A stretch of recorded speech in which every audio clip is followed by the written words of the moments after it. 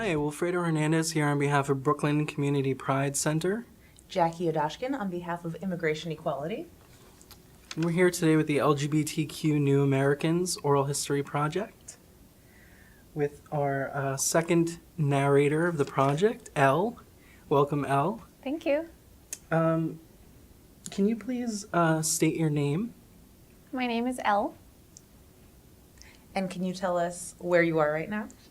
I am at the Brooklyn Community Pride Center. And it is May 22nd. 2016. So, Elle, maybe you can start off by talking a little bit about where you grew up. I grew up in Bulgaria.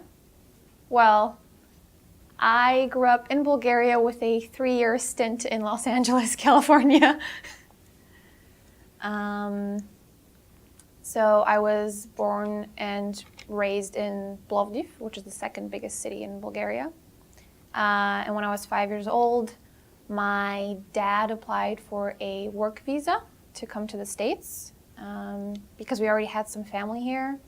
My mother's parents and my mother's aunt and uncle had come here as refugees in the 60s, I believe.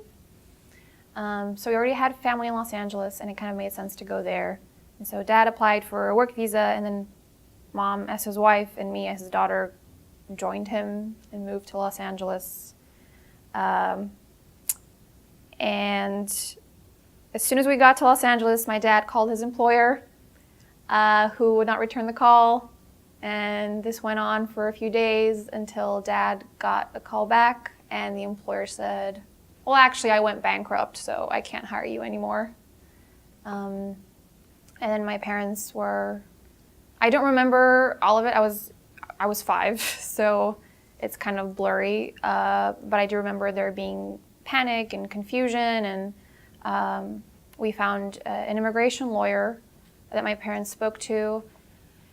And she said that we have 2 options, either to go back to Bulgaria or to stay in the States, but my parents would not be legally allowed to work.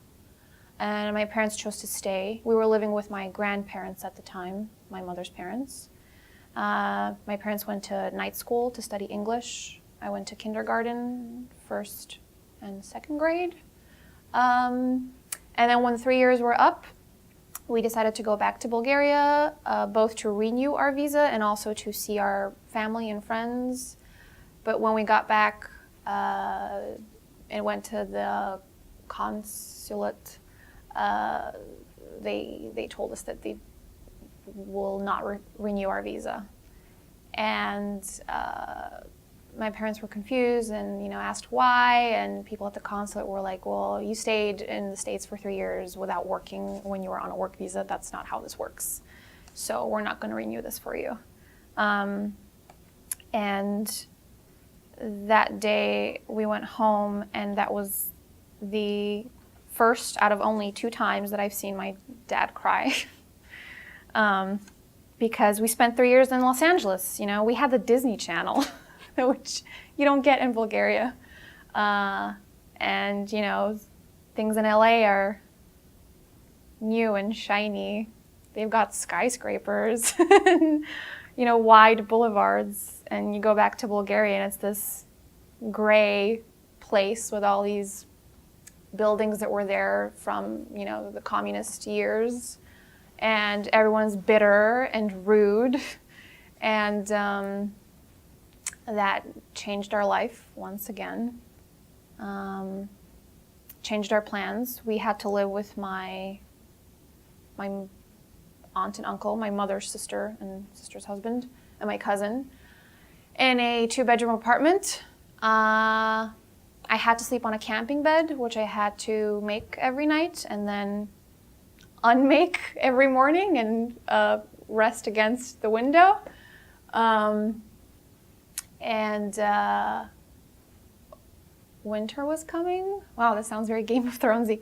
Winter was coming, and I didn't have winter clothes, so I had to borrow some from my cousin. And my cousin's a boy, so it was very difficult and just change that neither of us were ready for. And I started going to school, and I absolutely hated it. Kids were mean, and as I was growing up, my facial features started to change, obviously, and so some of my Armenian features, because I also have Armenian relatives, started coming out, and my nose grew bigger, and kids started making fun of me about my nose. And they called me all kinds of things, like the bird with the beak, or just like the girl with the big nose. And I remember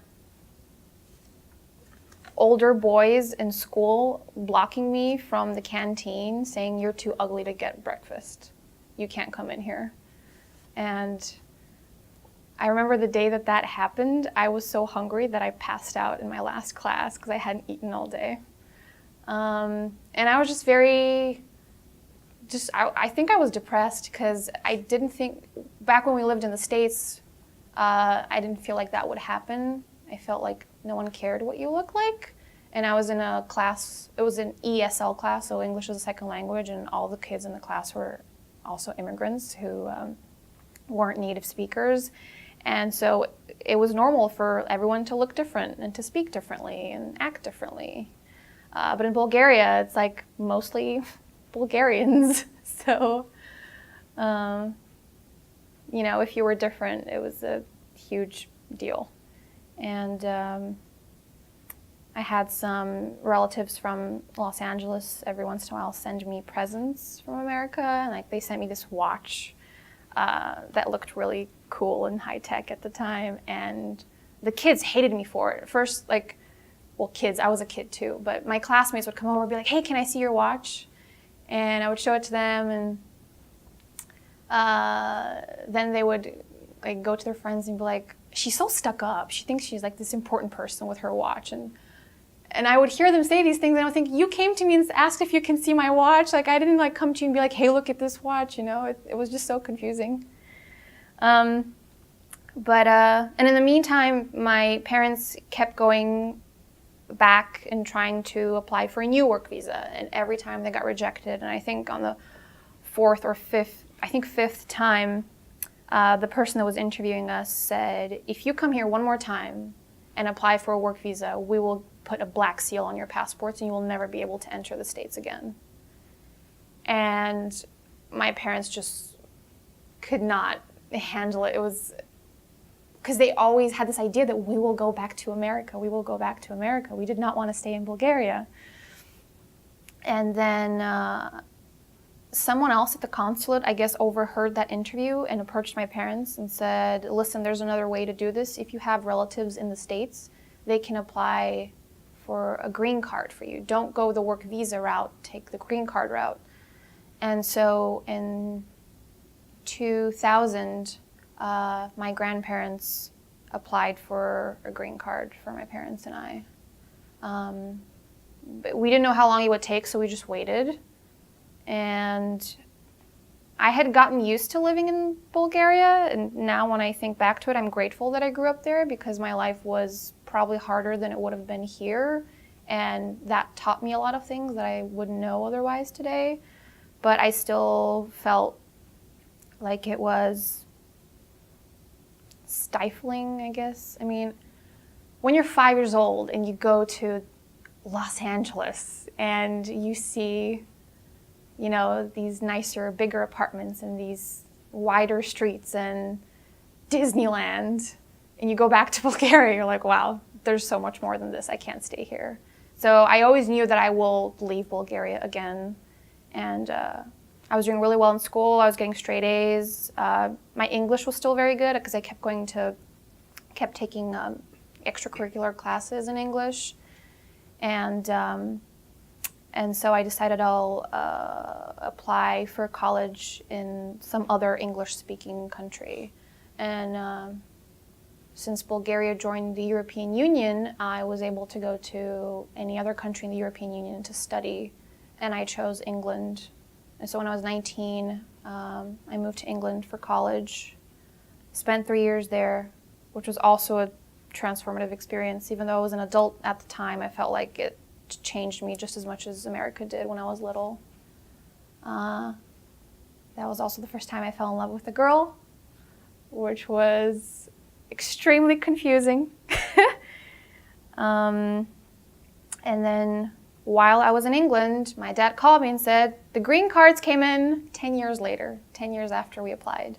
It was 2010 when we got the green cards, except it turned out that only my mom and I had them. My dad didn't get one. And so that was a whole other, I hate the word journey nowadays because I feel like it's overused, but that was a whole other ordeal. So mom moved to the States. In the meantime, dad found an attorney and tried to figure out how he can also get a green card as my mother's husband. And then I got a re-entry permit so I can finish college in England and then move to the States when I graduate. And so in 2012, when I graduated, I moved to Los Angeles. And my parents had already been there since 2010. My mom and I had to go to a psychologist and get a report and say how we don't want our family to be broken up, that we need my dad with us. And it was even longer and complicated than I can explain now, but he ended up getting a green card as well. So they were in Los Angeles, and I moved there when I was 20. How old was I in 2012? 23. And I lived with them. I started working. I started going to grad school, but then Los Angeles also didn't feel quite like home. In the meantime, I fell in love with someone on the East Coast, and I also visited New York, and I fell in love with it, so I decided I'm going there when I finish grad school. And as soon as I graduated, a month later, I was in New York, and now I'm in New York, and this is my home. That was a very long-winded answer to your question, I guess. And what year was that you finished grad school and came to New York again? 2015, December 2015, and I moved to New York January 2016. And did you reside in Brooklyn right away, or not Brooklyn, Queens, right? Astoria? Yeah, I moved to Astoria, Queens. I had a friend who lived in Astoria and just happened to be looking for a roommate when I was looking to move, and so the puzzle kind of figured itself out. What is it like living in Astoria? Oh, I love it. I love Astoria because there's a lot of restaurants and coffee shops and bars and supermarkets. So it feels busy like the city, but the architecture is low. There's no skyscrapers. So it kind of feels like the downtown of a smaller city. It's very vibrant.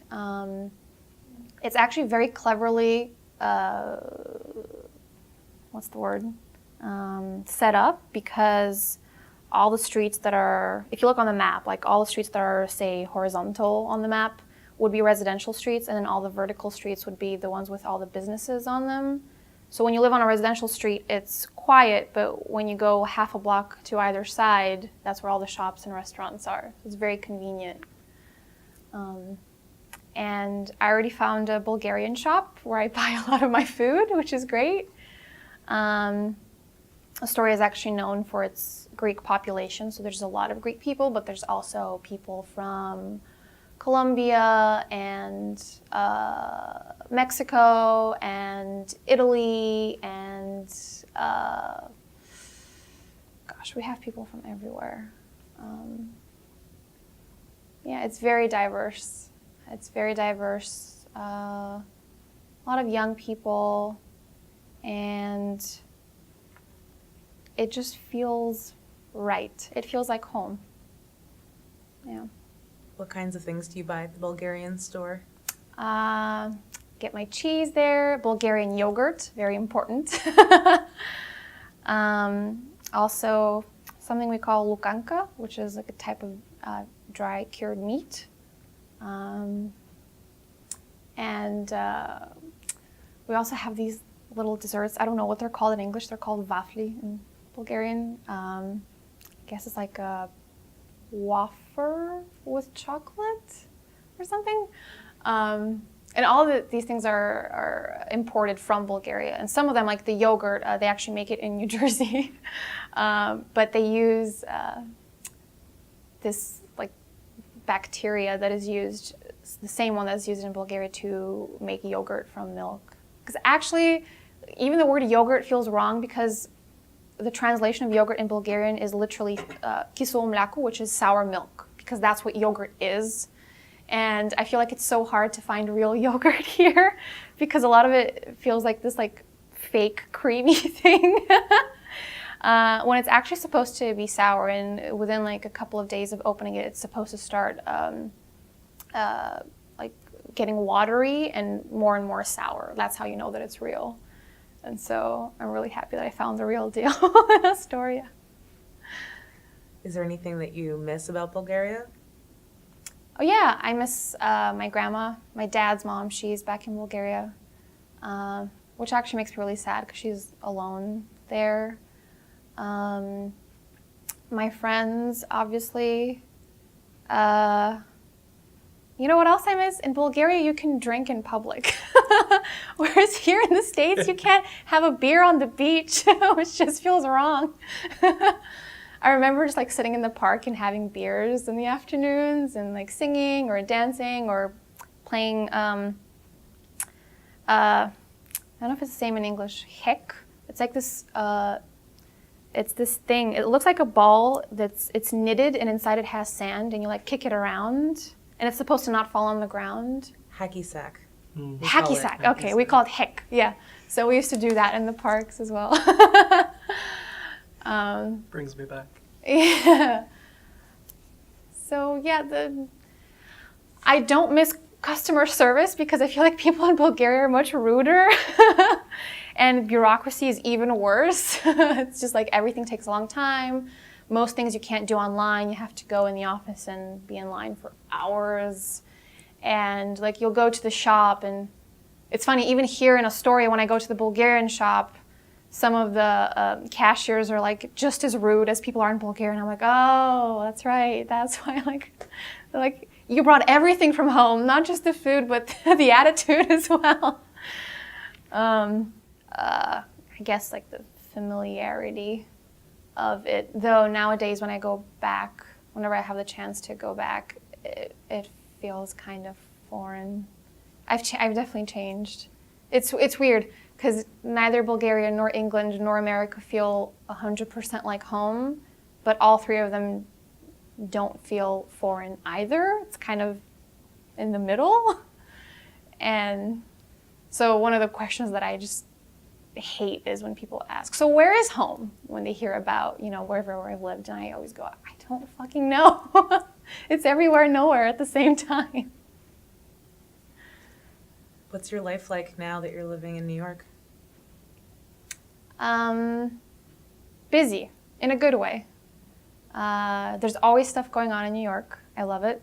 And even if you're not making a lot of money, as long as you can get yourself a Metro card, you can find a lot of free things to do. And I find it easier to meet people here, easier than anywhere else. It was very hard in Los Angeles to meet people because you're always in your car, so you're not really talking to anyone unless you get out of the car at the gas station. And if you're a woman, like you get catcalled.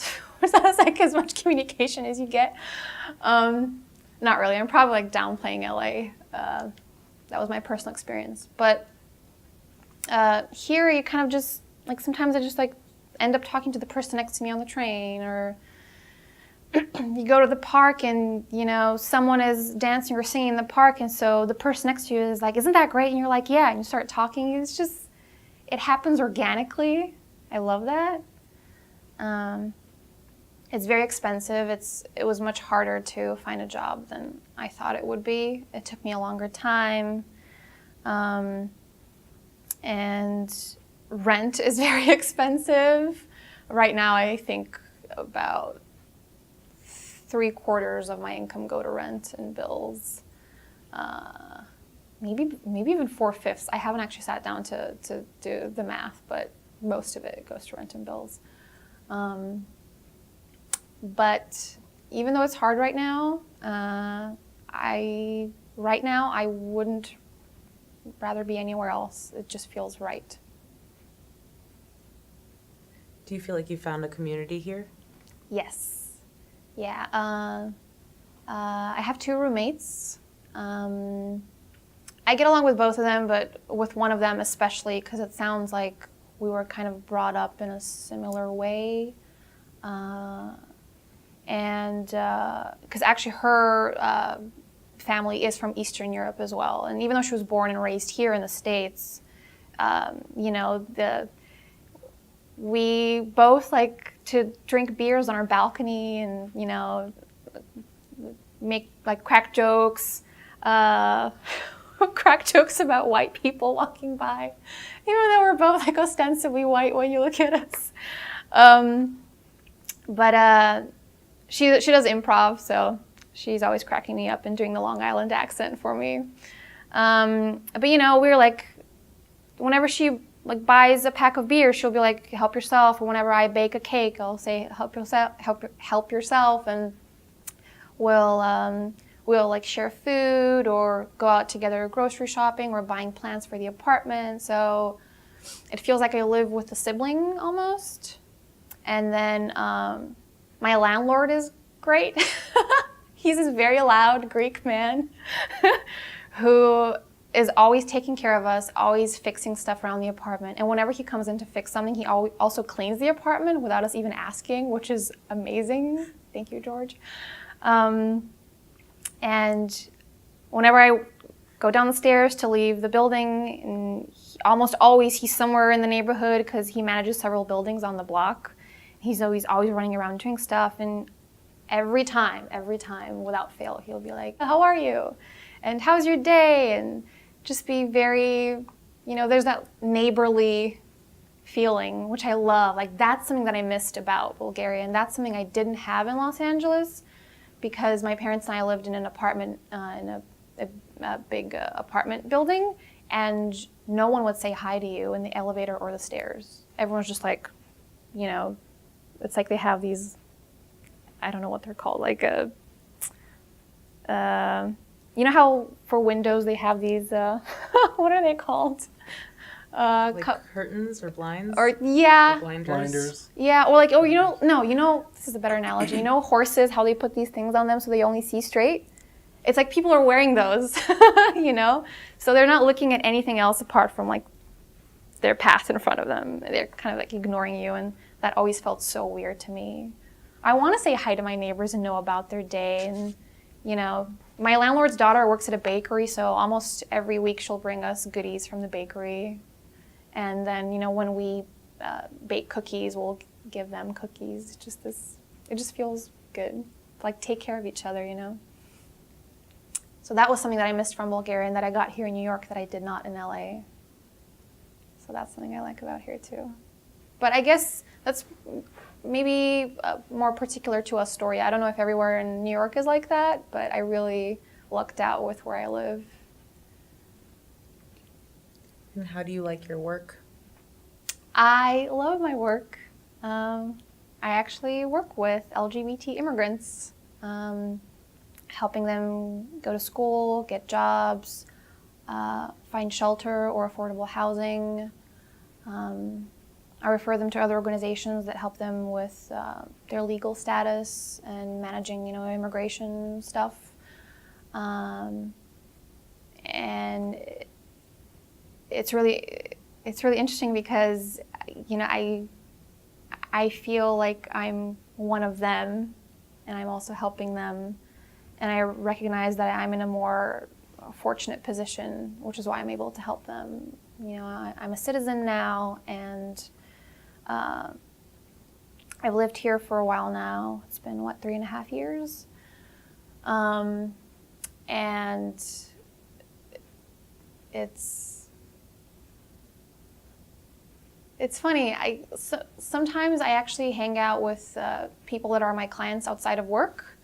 And And even though we've grown up in vastly different countries and brought up differently and, love different foods or listen to different music, somehow there's this connection, this bond, and this understanding, because we never compare who's had a bigger struggle. We recognize that we've all had our own struggles, and that kind of brings us together because we're all here, or we've all made it to one extent or another, and we're all kind of helping each other out. And I saw someone who is an unemployed asylum seeker give their food to a homeless person on the subway. It was just this communal feeling that I love.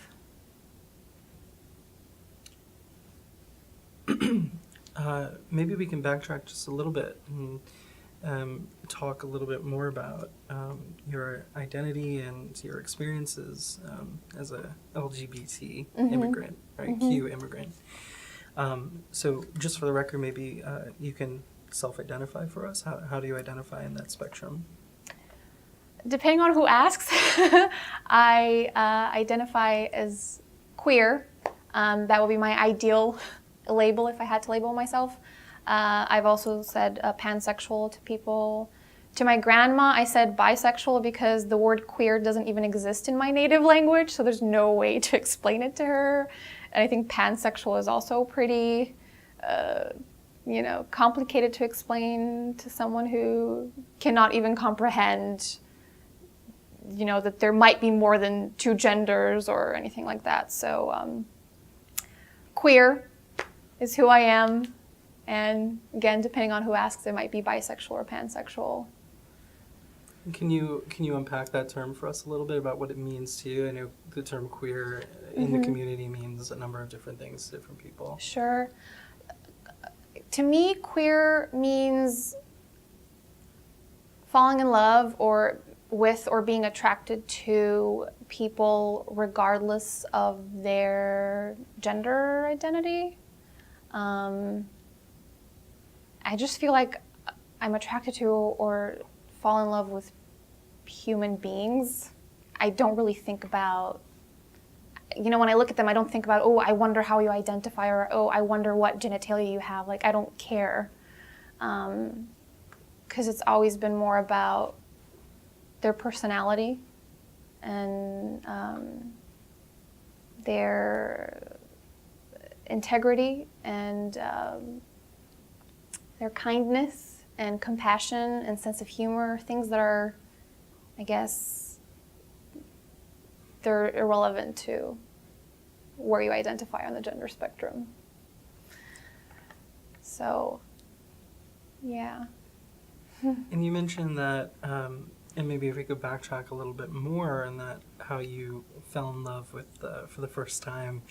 I think you mentioned when you first went off to university. Yeah. Yeah, and maybe unpack that more for us about, Sure.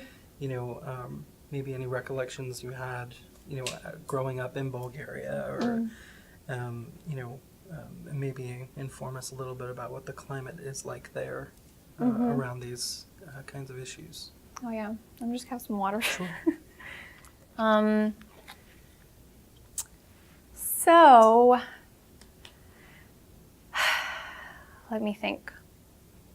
When it comes to my sexuality and my sexual identity, I had never questioned my straightness until I was 21 years old. I had boyfriends, some of them I even loved. And was happy with, but I never, in fact, you know what? Growing up, whenever we would go to a party and people would get drunk and two girls would start kissing, I thought it was disgusting. I thought, ugh, they're just doing it for attention. I would never do that. It was just, it felt so foreign, something that I would never, ever do. And it wasn't until I moved to England for college and I had this neighbor who lived in the house next to me. I lived in a terraced house. You know, those houses that share walls. And next door, their Wi-Fi was called the gay house. And when I met them, it was 3 guys and a girl, and all of them identified as gay. And the girl and I started hanging out a lot and became very close friends. And I really liked her. She loved to cook, just like me, and to eat, respectively. She loved to travel. She was a DJ in her spare time. It was something she did as a hobby. She studied Italian just for fun. I love learning languages as well. And she was very beautiful. I called her an English rose. And there was something very, I don't know what the right word is, gentle about her. She was very, how do I put this? Okay, the way she walked was kind of masculine in a way. Like there was this like fierceness when she was walking, but her face and her gestures were very elegant. And I loved that kind of beautifully strange, almost contradictory way that she presented herself and carried herself in the world. And then one day I was looking at her and I thought to myself, oh my God, I want to kiss her. And that freaked me out. I was so scared because I had never felt that before.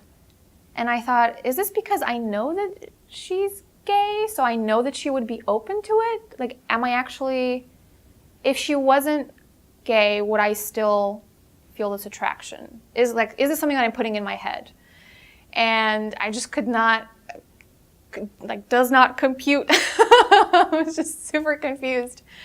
And I felt like she might like me, although she had never said it explicitly. And I felt myself flirting with her. I started flirting with her, and she was flirting back. And I was like, oh my God, this is happening. And the tension was growing, and like it was obvious that we liked each other. And for maybe a month, I was always on the verge of kissing her, but then I was like, no. I was too scared. And then one day I was like, fuck it. And I kissed her. And it was one of the most passionate kisses I'd ever had. And so we started dating. And it was very convenient because we were neighbors. And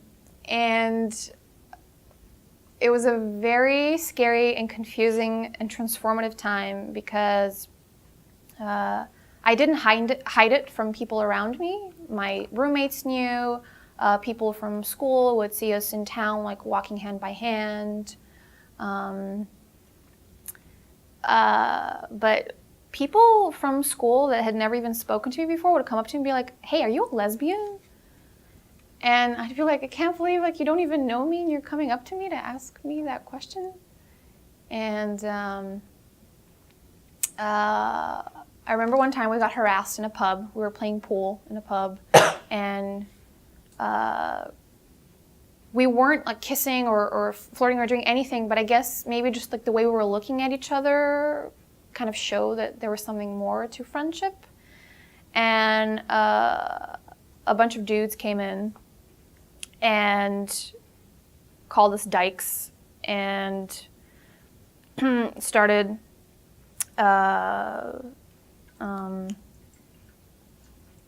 like we're messing around with our pool table, like would move around the balls on the table and kind of get in the way.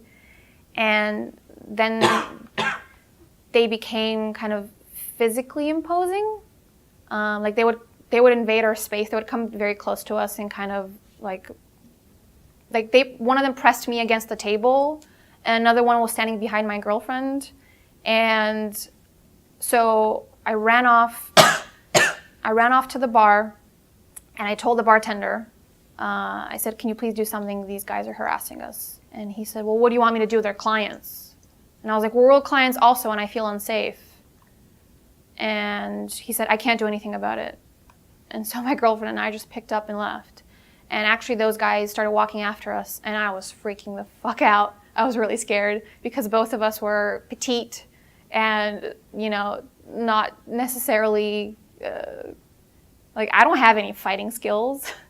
I don't think my girlfriend did either, even though she could be pretty feisty, but I think it was more attitude than anything else. So they started following us, and I remember my heart beating really fast, but then a few blocks into it, they kind of gave up on us. And we went home, and that kind of scared me. And so after that, we would hold hands in public, but we would not kiss in public or really try to show a lot of affection because we were kind of scared. Because it was a small town where I went to college. And a few months into it, I called my parents on Skype. I called my mom first, and I was very nervous.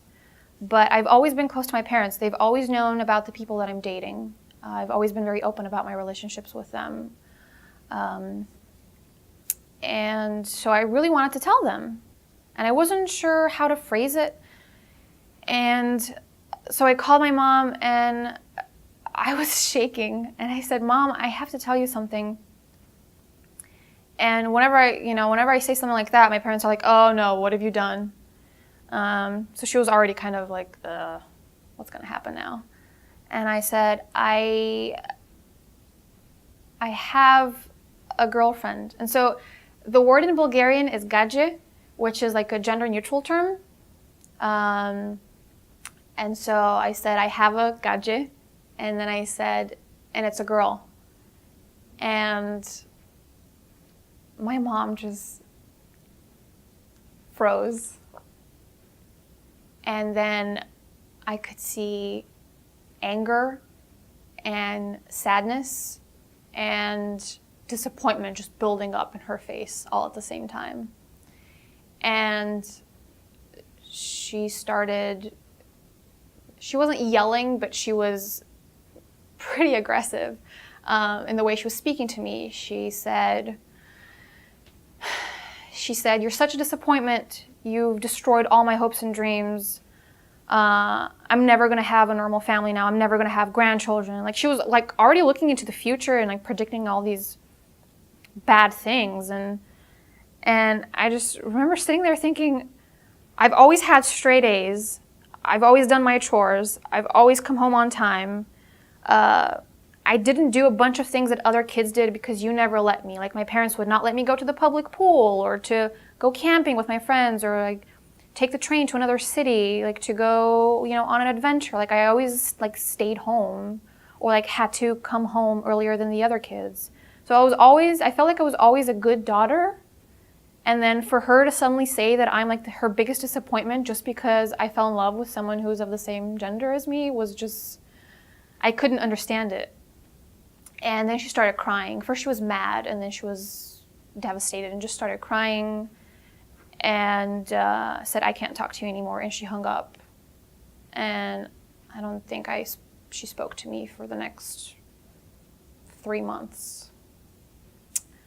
So after that, I called my dad on Skype, and I told him. He took it a little bit better. At least he didn't call me his biggest disappointment, because I'm an only child also, so that's a big deal. And he said, "Okay, well, I can't say that I'm thrilled, but it's probably a phase, so I'm sure it's fine. I know a lot of people experiment, and you're still young. I'm sure it'll pass, and you'll still end up with a man." And I said, I don't know. I don't know what to tell you. I don't want to make any promises, I don't know if this is like the only time this is going to happen, or like, I don't know who I am. And he said, okay, fine. And then he changed the subject, and then we didn't talk about it again. And my mom only resumed talking to me at the end of that school year, when I had finished the school year with an A. I was doing really well in school.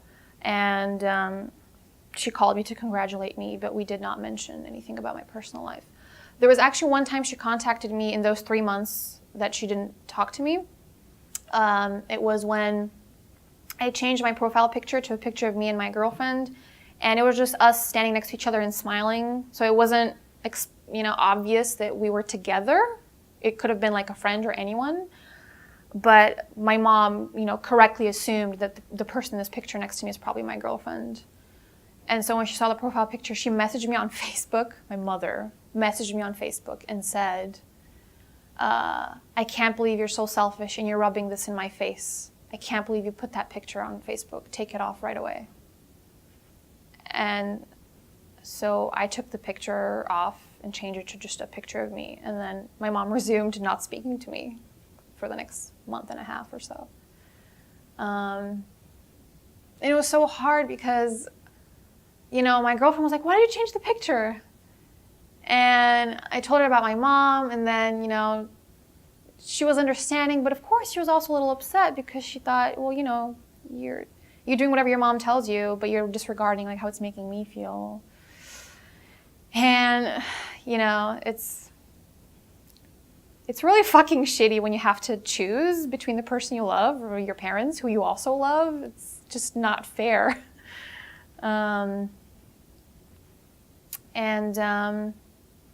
Eventually that relationship finished. It had nothing to do with, it wasn't because she was a girl or I decided that I'm never going to date girls again. It was just like personality incompatibilities. But after I broke up with her, I thought, okay, I'm going to go back to seeing guys. This will make my life easier. And it's not like I wasn't attracted to guys. And for a while, I felt like maybe I wasn't attracted to girls anymore. I was like, that was so weird. That was like this one-off thing where I just like fell in love with this girl, but now when I look at girls, like I'm not attracted to them.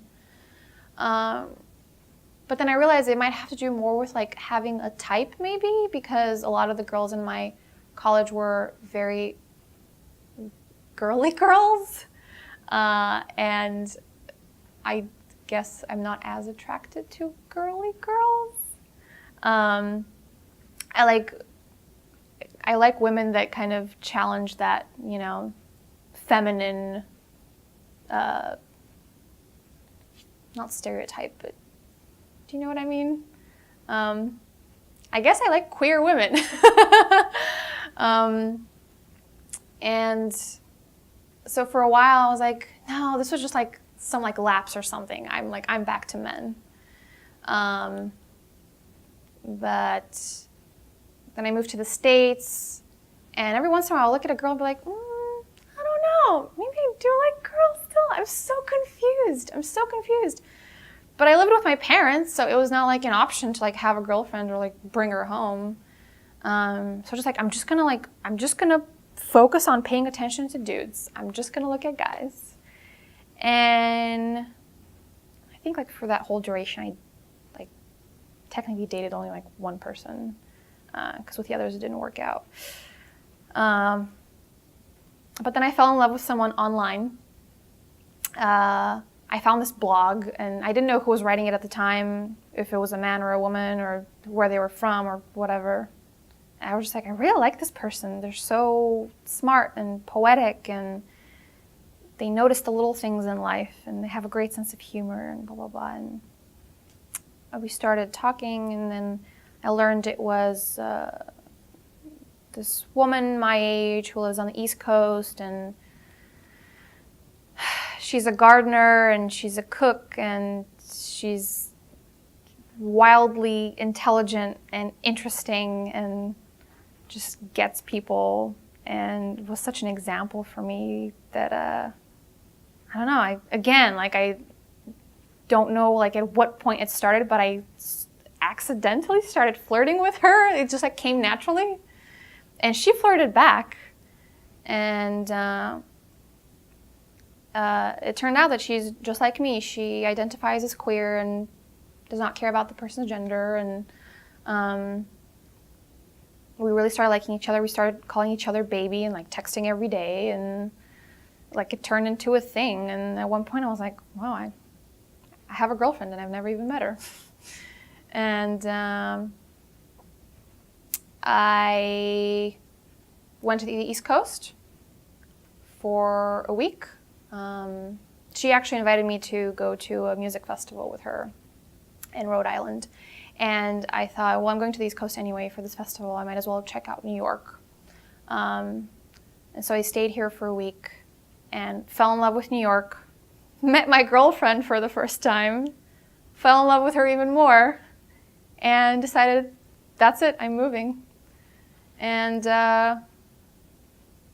you know, in the meantime, there were a lot of reasons for me to move. One of them was that even though I love my parents and they're lovely people, we just do not see eye to eye on a lot of things.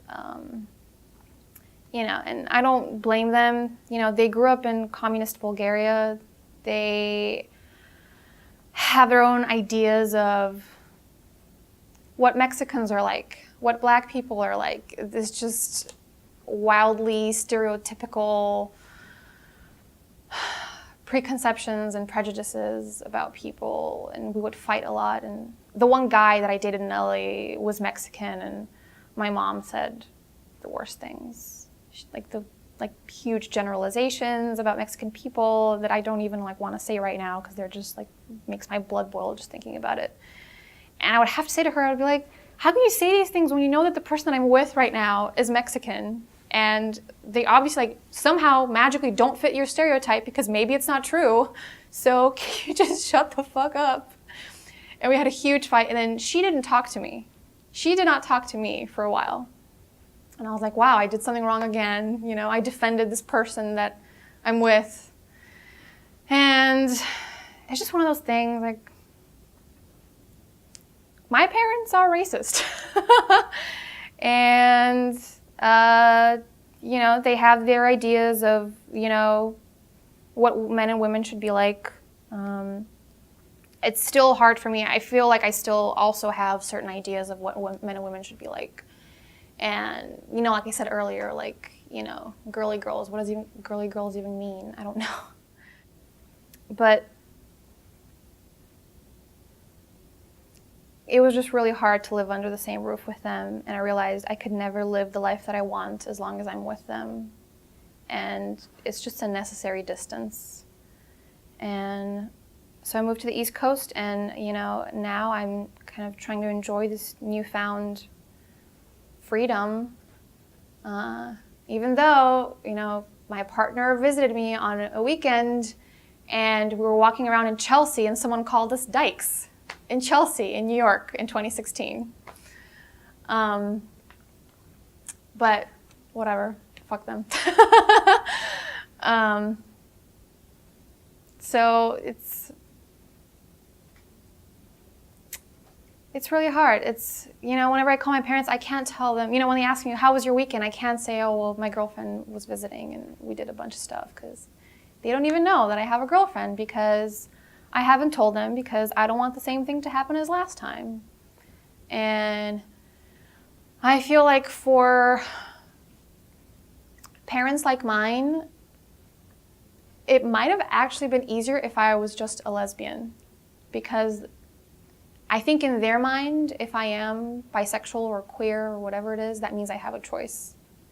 I actually tried telling my grandma about my girlfriend a while ago, and my grandma said to me, well, I don't know how you people work, but maybe next time you can just choose a man and like stick with that.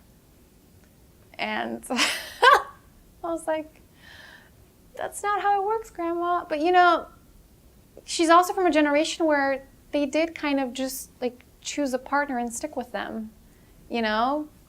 And my grandma and my grandpa were very in love. So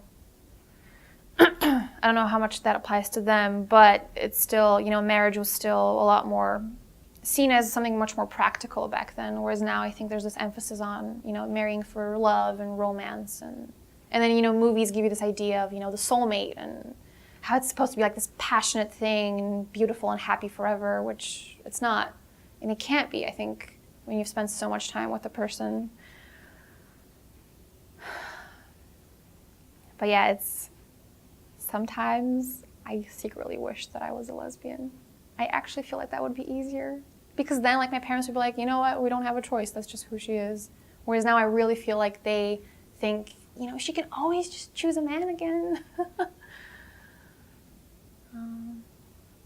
Yeah.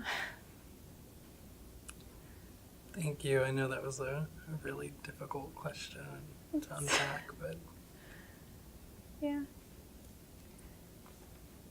Well, what do you want people to know about LGBTQ immigrants?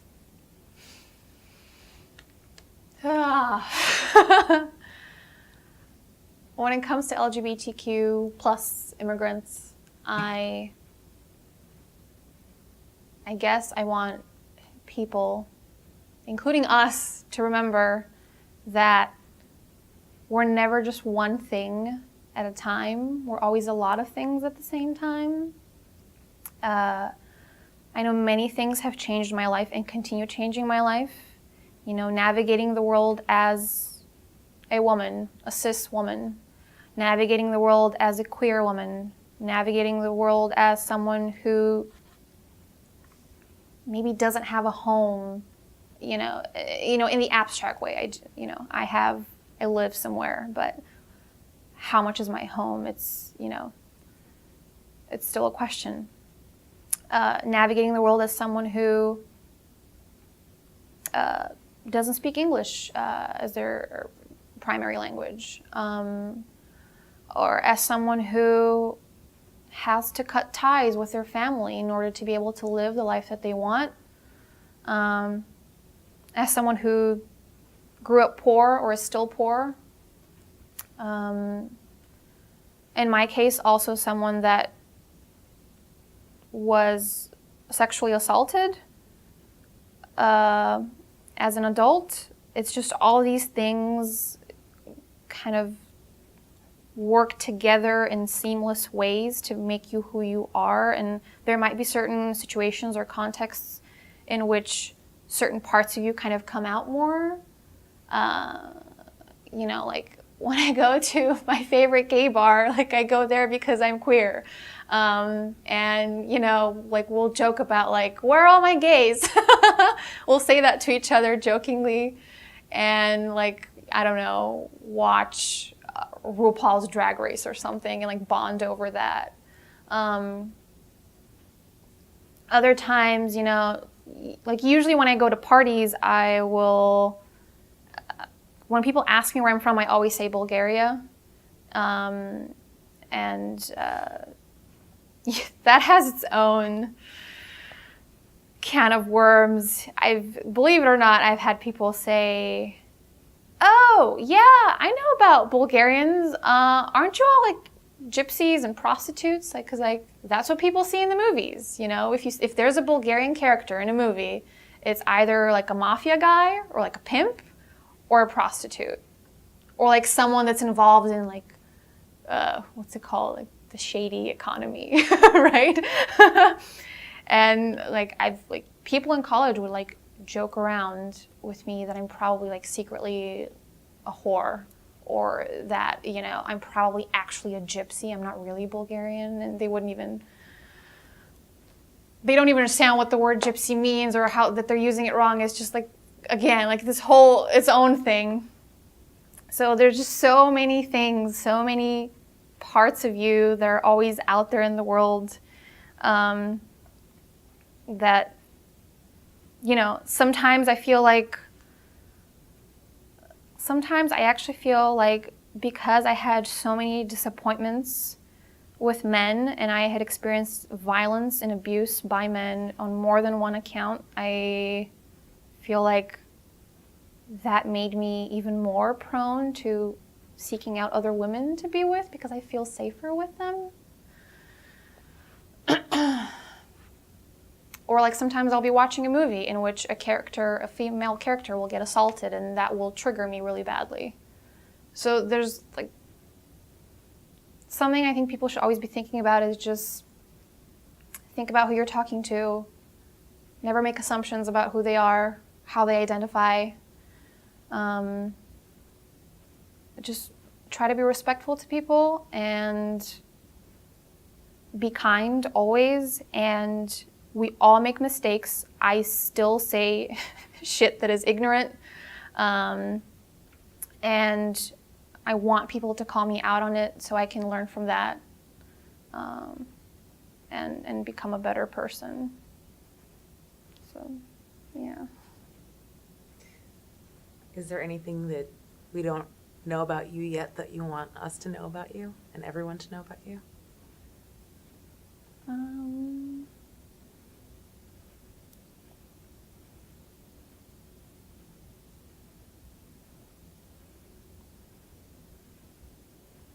don't know. I feel like I've said a lot. That's okay. I can't think of anything right now. Is there any last minute thoughts that you'd like to add?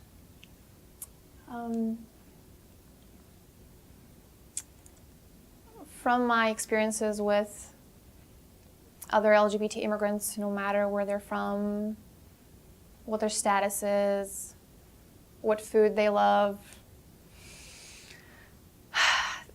everyone's been... I think compassion is one of the most important things in the world. And just knowing that you're not alone and that all you have to do is just look for people and you'll find them. And that there's so many people out there that may be nothing like you but may still understand you and love you and care about you just the way you are. So yeah. Elle, thank you so much for Thank sharing you. your story.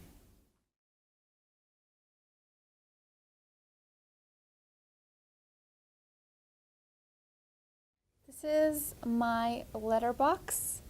The box is actually from cookies, and I found this wrapping paper, this Christmas wrapping paper, and I used it to wrap the box in it to make it look nicer. And then I keep a bunch of my letters and cards that I've received over the years from people because I like to write letters and receive them too. And luckily I have a lot of friends that love doing that too, so I have a bunch of pen pals all over the world. I keep these in here. This is something a friend of mine made for me for my birthday, my last birthday in Bulgaria before I left for England. He still is in a punk band, and he is also, what do you call things that make, people that make things out of wood? Carpenter? Carpenter? Yeah, so he does carpentry. And so it says, punk is freedom, freedom is music, the music is passion, the passion, that's you. I think he might have been in love with me, I'm not sure. But he made this for me for my birthday, and I've been carrying it around with me wherever I move. And this stays in my room on my mirror. I think it's beautiful. I love things made out of wood, so it's very, very apropos. This is something that my grandma sent me. In Bulgaria, we have this thing called Baba Marta, which means Grandma Martha. We celebrate it on the 1st of March. On the 1st of March, we say that Grandma Martha has arrived, which means spring has arrived. And so people exchange these, they're called martinici. This is a martinica. It's made out of red and white yarn. And it can be in the form of a bracelet or something that you pin onto yourself or a necklace or whatever, as long as it's in these two colors. And my grandma sent me this one over the mail, so I can so I can still celebrate Grandma Martha. or Baba Marta, in March. I wore it through the whole month of March, and actually I saw one hanging from a tree in Astoria, which means another Bulgarian has been there, because, well, traditionally you're supposed to take it off from you and put it on a blooming tree once you see a stork. Like, that's the rule. But people, like, nowadays, you don't really see storks. So people just, you know, they wear it throughout the month of March, and then they, like, put it on trees and stuff. So in Bulgaria, you would see a lot of these, like, you would see trees, like, full with martinici all over their branches. One of my grandma's friends gave me, as you can see, it's a very, very, very old Coca-Cola thingy. My grandma and her friends would use it as a, what's it called? The thing you put out your cigarettes in? Ashtray? Oh, yes. Yes, so it functioned as an ashtray. I'm not sure if it's supposed to be a coaster or an ashtray or something, but my grandma back in Bulgaria is part of this, what would you call it, like a pensioners club, where all like the retired people hang out. And her friend was smoking and using this as the ashtray, and I really, really liked it because I like vintage stuff, and it has this like vintage feel. And so her friend just washed it and gave it to me. And you can even still see the cigarette stains from when it's been used. And now I just put it on my desk, and I put like quarters or whatever in it, you know, little things. Yeah. I wish it said from what year it was, but this was one of the books I had to read in high school. And I loved it so much that I got it. Well, actually, I didn't buy it. I wanted to order it on Amazon, but I couldn't find it. And then when I visited Bulgaria, I tried to find it in the bookstores, but I only found this like simplified version for younger students. I couldn't find the original book. So my grandma found it for me, and she got it for me, and she sent it to me. It has 2 volumes. This is only the first volume. The Cyrillic alphabet. Is that similar to Russian? So, yes, although Russians have some letters that we don't. But yeah, I actually understand some Russian, and I think Russians understand some of what we say, but not everything. Do you want me to read out a sentence? Sure. Ирина се оплаши и побледня. Не, гузно отговори тя. Откъде мога да ги познавам? Чакър я погледна малко учудено. От гимназията, каза той. Чакай, сетих се. Познавам най-малкия. Стефан, изключения ли? Да. It's, oh god, I don't even know if I can like translate it very well. It's a conversation between, let's see, I think a woman and is it her dad or her boss? I can't remember. I think her dad, and yes. Her dad is asking her if she knows the sons of like this teacher, and she's like, no, of course not. How would I know them? And she's obviously like a little guilty when she's saying that. So he says, well, from high school, of course. She's like, oh, wait, yeah, I remember. I know the younger one. From what I remember from the book, I think she's actually like dating the younger one secretly, so the dad's like trying to figure out what she's doing. It's a really very beautifully written book.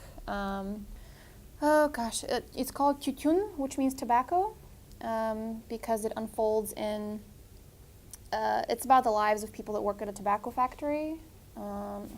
I can't remember actually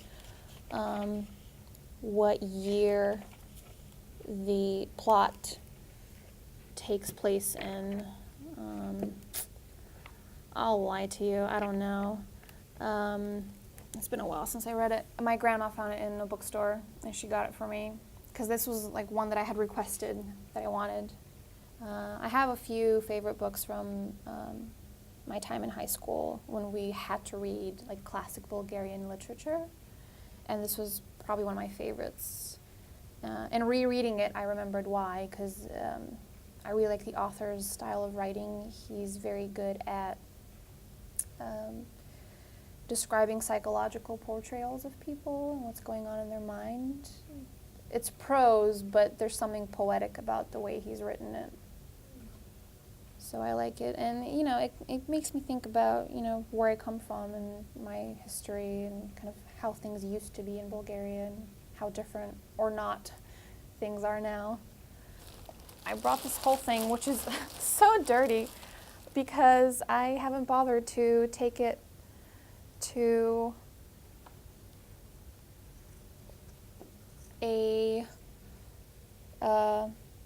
what's it called? Cleaning service, dry cleaning. It's made out of wool. Well, I'll be precise. It's made out of 34% wool, 41% acrylic, 15% polyester, 3% polyamide, and 7% cotton. And I got this when I was like, oh dear, I think it was maybe 7th grade, and I still wear it. So it must be. I like the brooch too. It's from my grandma. She gave it to me. Yeah. It's pretty. Yeah, I've had this for, I don't know, 10, 13 years. It still fits. I remained petite. I haven't grown since like, I don't know, 7th grade, I guess. So yeah, I really love it. I haven't found anything else like it, so. And you bought it in Bulgaria? Yeah. I was in high school, I think. Might have even been like late middle school. I don't remember anymore. But yes, made in Bulgaria. Bulgarians make good clothes and good shoes. My shoes are actually from Bulgaria too. Made there, genuine leather. I fell in love with gave these to me. So I've had them since 2007. Do you still wear them? Yeah, absolutely. I don't think about their history as much anymore, like who gave them to me. But they just feel very me. You know, I've been wearing them for so long that I'll probably like have them forever. Yeah, I like earthy colors, neutral colors like beige and brown. And so they're very me. Yeah, he had good taste. Yeah. Yeah, I like things made out of wood or leather or those kind of earthy things. Like, I don't like things made out of glass as much. They just seem colder, Yeah. right? So, yeah. Still wear them.